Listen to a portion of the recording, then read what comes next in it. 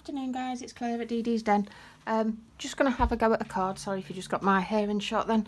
I don't know whether you've heard about it or not. A few people are talking about the impossible card, which really is not impossible, but we're going to give it a go just to try something. I've not done it before, so I'm just going on measurements and we'll make a start rather than me keep waffling at you. Right, what we do first off, we need a piece of base card, so that's this bit, and that is 7 by 5 inches. Which as I can't even get my fingernail underneath it. So this piece I've got, this is my base card basically, and that's in fresh fig. We've then got 2 more pieces of patterned card. This is from the Fresh Florals Designer Series pack. It's double-sided, so you've got both patterns to choose from, and that is 3 3/8 by 4 7/8, and these will make L panels, which you'll get the idea of this in a moment. Then we also want another piece for the pop-up part of the card, which you'll see in a sec, and that one's 3 6/8 by 2 1/4. 2 pieces of contrasting card. They are 4 3/8 by 1 1/4 wide, and a piece of patterned paper just to layer on top of that, which would work out at what 1 and, I didn't actually write that one down, 1 1/8 by 4 2/8 or something like that, just so as it sits inside that. I'm going to do that way rather than the other way. You want 2 pieces of that to go in there, and then you want something to actually go on the front of your pop-up. So where's it gone? Come here. This will be your pop-up, and then what I'm going to do is layer that onto there with a sentiment. And the sentiment I've decided we're going to go for, am I actually in shot? I hope I'm in shot and I've not just done all that off shot. The sentiment I'm actually going to go for is the happy birthday, which you can just about see there, but I'll show it you so it's a little bit easier. Happy birthday, just there, and it's on the beautiful bouquet photo polymer stamp set.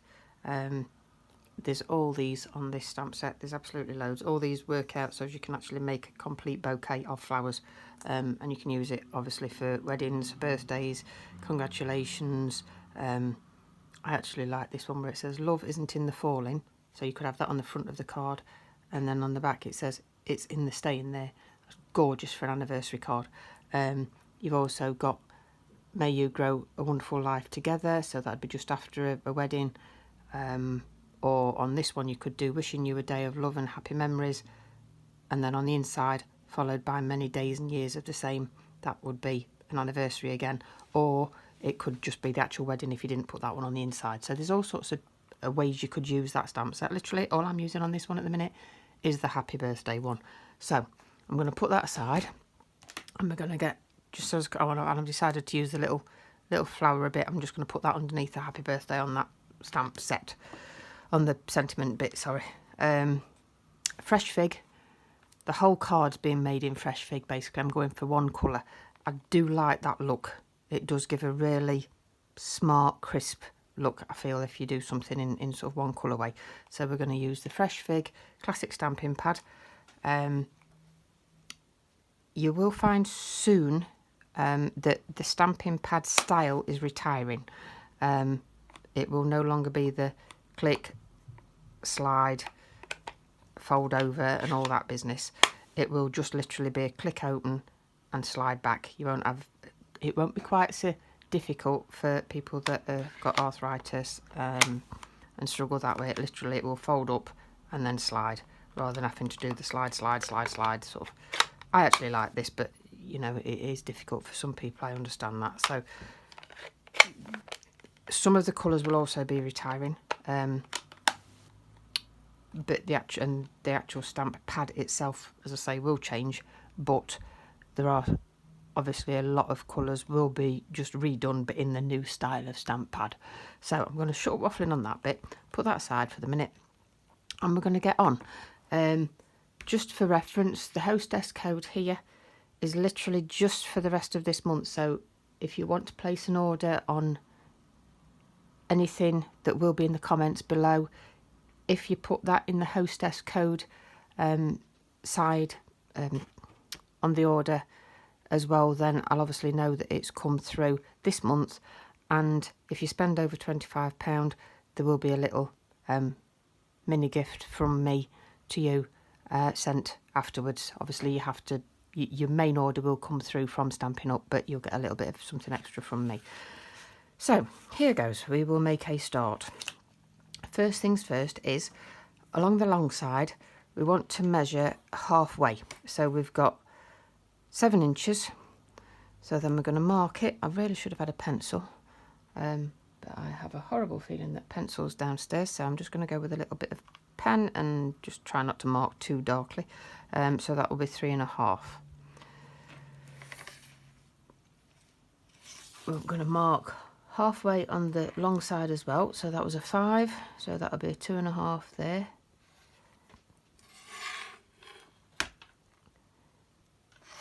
By 2.5 on the other side. Sorry, I didn't actually follow that through, did I? Right, and then what we're going to do, I really do need a pencil. Have I got a pencil up here? Just hang on 1 second, I'm just going to be out of shot one too. Scruffy pencil on my sewing table. Here we go. Right, so we've got the mark and the mark, so we're going to draw a line straight across on the 2.5 bit. So there you can see that line. We're then going to mark the 3.5 just there, and we are going to draw down, but literally just to the line. I'm sitting here with my glasses on top of my head. I'm wondering why I can't see. Right, try again. Down to the line, so you can see that one, 2 across. On this half of the paper, we're going to mark 1.5, and we're going to mark 1.5 the other side as well, so that's 1.5. That 1.5 down there, 1.5 down there, and draw the lines in again. So you've got, I might get my head in shot today. Obviously got the camera in not quite the right place today. And then that one again.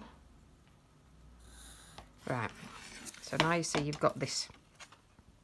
What we are now going to do is get the scoring tool, or a scoring tool. I think it would possibly work better if I'd got one of my little ones, but this one will work for now.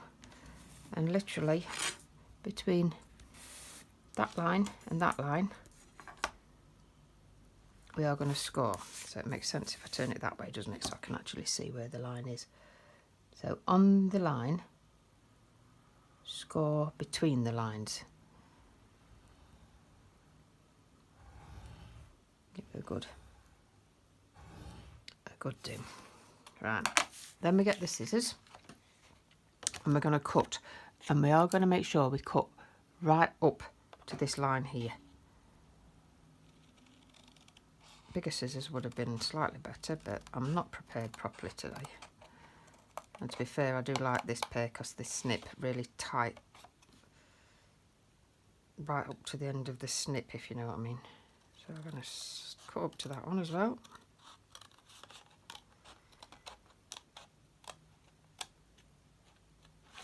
I'm going to turn it round and we're going to cut that one as well.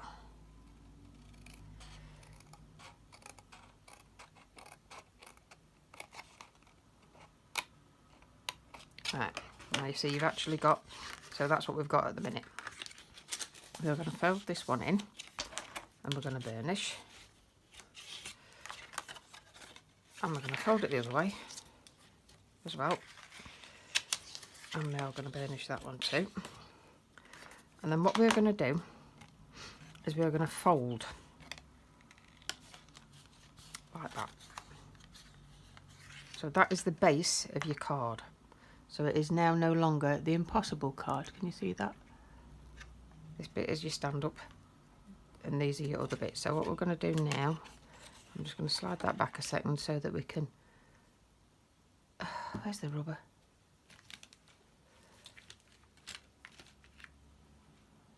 The rubber's disappeared. Wrong pencil case. Sorry, I went out on a thing. stamping planning event, and I've left my rubber in my other pencil case, which is in my bag downstairs. So we're just going to pretend I've rubbed these lines out for now. I'll have to do that a little bit later, and it'll just take me a little bit more fiddling. Right, so then we get the two big pieces. What we're going to do is make a panel to fit that, basically, to fit that L shape. So we're going to go pencil, ruler, and I think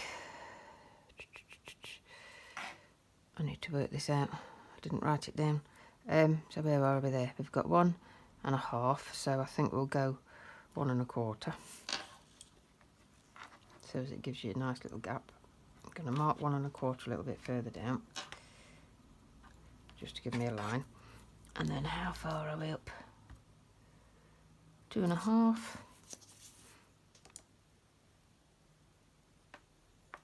It would be 2.5, but we want a little bit less, so 2 1/4. Methinks. I'm hoping this is going to work, because otherwise I'm going to be really miffed. So I want, is that right? I don't look right. Try again. 2 1/4. There. 2 1/4. Yeah, it is. So we're going to do the line down to there, and then we're going to, I ought to have done it on the other side really, and then the line across to here.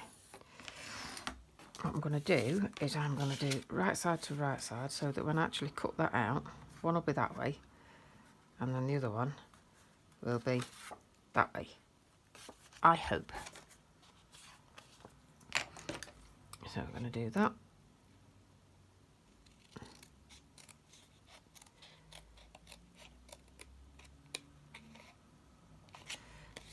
And then I'm going to cut that bit out as well.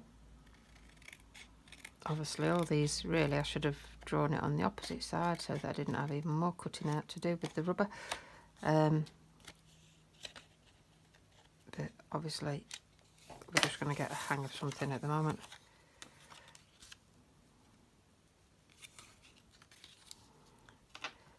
That's not quite what I wanted to do, but hey, we'll work with it, because that's actually done it a little bit. Where are we? Let me think. I want a little bit off the edge there, so I've got a bit more of a board around it, and I need a little bit off of the top.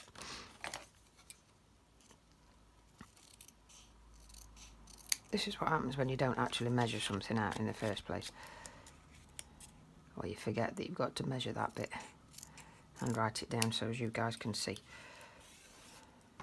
So that bit, am I back in shot? That's better. That's going to go on there. I think I need a tiny bit off. I've boobed, haven't I? I have boobed, because that's going to be facing the wrong way. Okay, I'll just try something. That would be that way. This will be this way. Still need a tiny bit off of that edge, because that edge is annoying me, it's too long. So we're going to take a bit off of there. I should have cut them exactly the same, and I didn't. I'm thinking I'm down here, and I just wanted to reverse. That's better. So that will be there. This piece is going to go on there.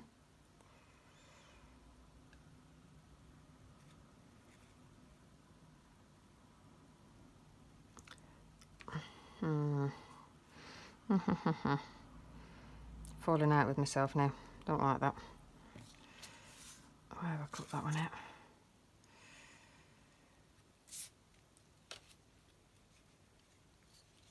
I'll have that there, and then I think we'd do the opposite side that way then.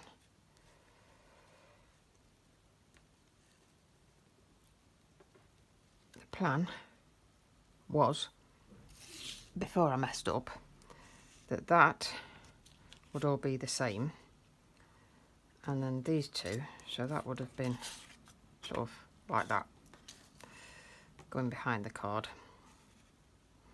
and then this would be that way. So I think what I'm going to have to do, just because that's really not going to work the way I wanted to do it, I think it would be too much pattern and not actually getting a contrast. We're going to have to do an extra cut. So here goes pencil marks and things. Okay, just draw around. No, work it out, Claire. I want it that way on that one. You nearly did it again. Fine, fine, fine, fine. We will get there. You see, we all make it a mix up when we're doing stuff. Not just you guys. Us guys that are supposed to be good at this get it wrong as well. So we are going to cut that little piece out. Not quite as level as that should have been. But I am getting there. Move that out of the way. Right, bring it back. Let's bring it all back together again. Right, so let's start. Get some liquid glue. Whatever liquid glue you happen to have to hand. So this one will do for the time being. We're going to put this piece on here.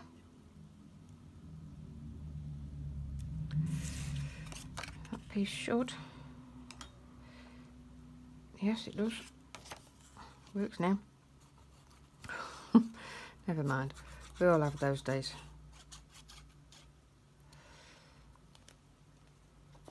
As I say, we all make mistakes from time to time. Or what is it Bob Ross says? Happy accidents. That one wasn't quite such a happy accident as it could have been, but hey ho.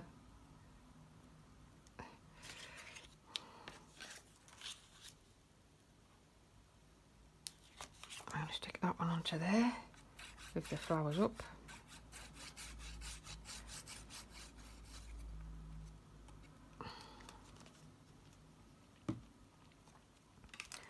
Advantage of liquid glue is that you can just get things so you can wiggle them a little bit until you decide it's in the right place. And then we're going to do the same.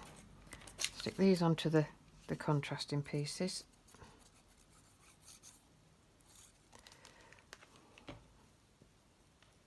But I am, as I say, going to do that the opposite way up. Didn't want that there. That was a bit of a messy bit. Might have to redo that on the opposite side.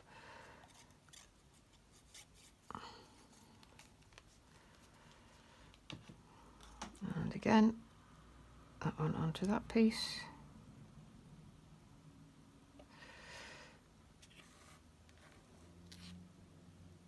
And then the idea is, shortly, we're going to get that one out of the way for the moment. We're going to get the fresh fig. Where's my fresh fig? Fresh fig. And I'll just dip my nail in that then. And then we get the stamp. We're going to have a beautiful happy birthday in fresh fig.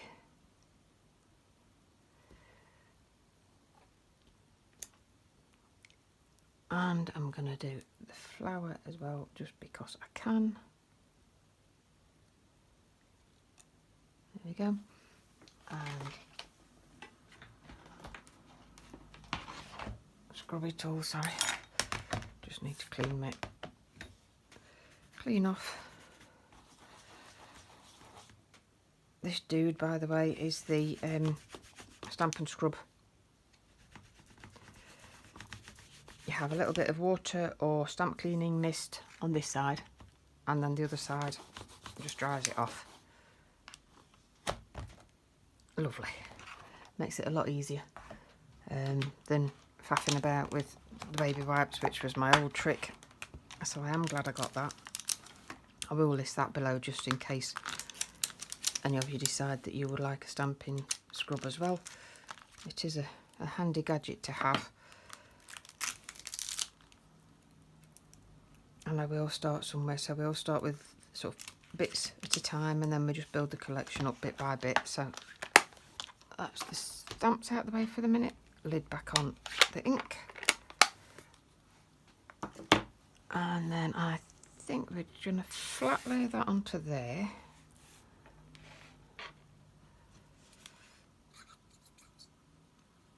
But then I might just get a bit of dimensional foam at the back of it. So that's going to be a flat layer. I'm going to leave that for a minute while that sort of dries off a bit, and we'll get these back again. And I think we might actually do the same with these and lift them. So I want a bit of dimensional foam.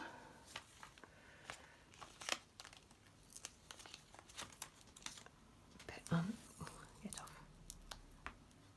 Bit there. And a bit there. And we're going to peel that. Get off. And we're just going to put that across the back. Just there.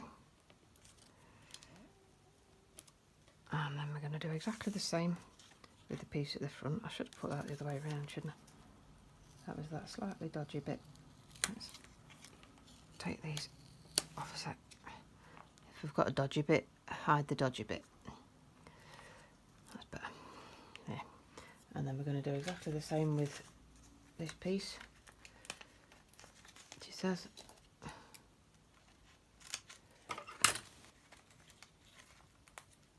piece of dimensional foam, bit of foam,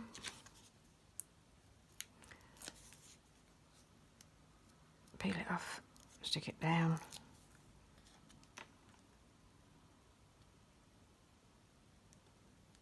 a bit higher I think, there you go, and then we'll do exactly the same with the actual sentiment, and we'll stick that straight in the middle of the back I think.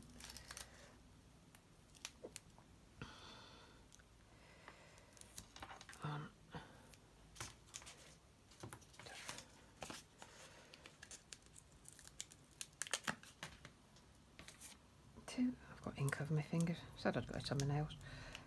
Peel off,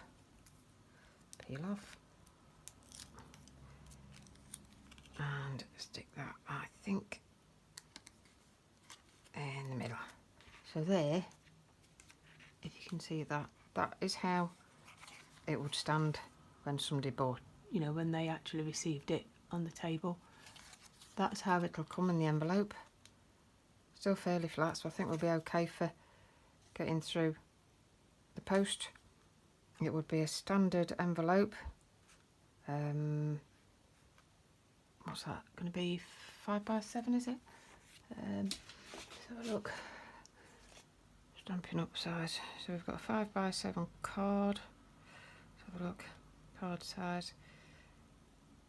You could do 5x7, so yeah, it would be something like a 6x8 envelope or a 5.5 by 8 envelope.